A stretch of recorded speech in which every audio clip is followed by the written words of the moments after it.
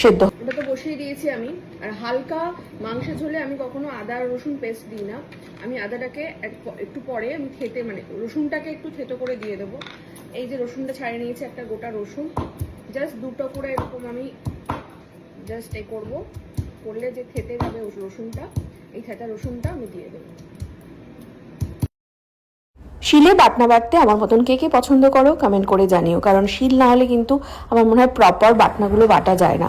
এবারে দেখো থেতো করে রাখা রসুনটা আমি দিয়ে দিলাম। এদিকে কিন্তু মাংস আলু সব সেদ্ধ হয়ে গেছে, তারপরেই কিন্তু এই থেতো করে রাখা রসুনটা দিতে হবে। এবারে আমি আদাটা কিন্তু থেতো করে তারপরে এটাকে সুন্দর করে পেস্ট বানিয়ে নিতে হবে।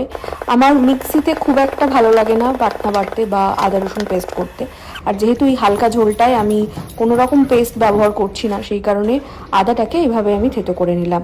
দেখো এই আদাটা এতটুকু পরিমাণে দিতে হবে, নামানোর একটু আগে আদাটাকে সুন্দর করে এভাবে দিয়ে দিতে হবে।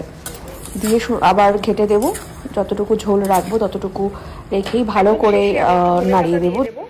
সেই জন্য আমি ধনেপাতাটা কেটে নিচ্ছি এখানে, কারণ চিকেনটা প্রায় শেষের পথে।